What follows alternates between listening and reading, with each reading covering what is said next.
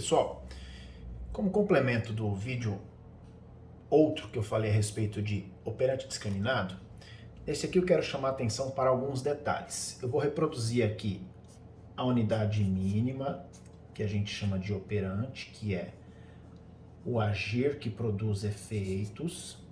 Aí eu trouxe um terceiro elemento, que é o estímulo discriminativo, lembrando que esse outro S é o estímulo reforçador. Aí eu cheguei a dar um exemplo separando assim. Vou dar o exemplo, mas eu queria chamar a atenção primeiro para a diferença entre esse símbolo e este símbolo. Quando você tem uma seta, é para mostrar que o que acontece depois do agir ou depois das classes de respostas obrigatoriamente vai acontecer. Aqui, esse risco que não tem seta é para falar que há uma relação, a relação entre SD e R ela é diferente da relação R e S. Isso aqui obrigatoriamente acontece por causa das ações. Agora, as ações não obrigatoriamente acontecem por causa dos SDs. Os SDs são partes do ambiente físico e ou social, ou seja, coisas do mundo e ou pessoas que dão condição, que são parte do contexto para as ações acontecerem.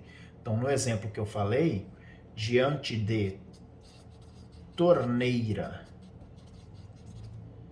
com água, né? Nem toda torneira sai água. A pessoa abre a torneira e as consequências são água misturada, ou seja, água com efeito da mão debaixo d'água e mãos limpas. Esse foi o exemplo que eu dei no outro vídeo. Outra coisa que é importante chamar a atenção, além destas setas aqui. A palavra discriminado implica em dizer que este operante, esta relação aqui, ela acontece com uma demarcação específica no ambiente. Então a gente costuma chamar de SD, o que é diferente de S-delta. S-delta é um outro estímulo que não faz com que as ações gerem consequências.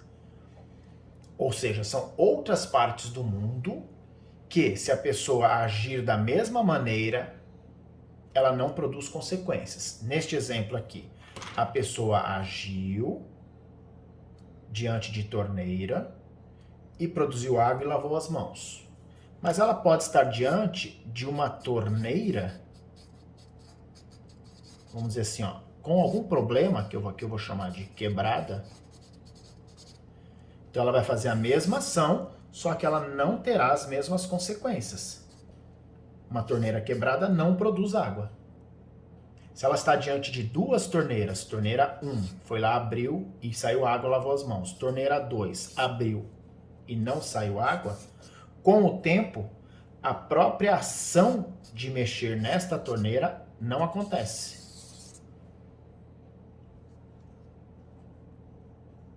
Era isso.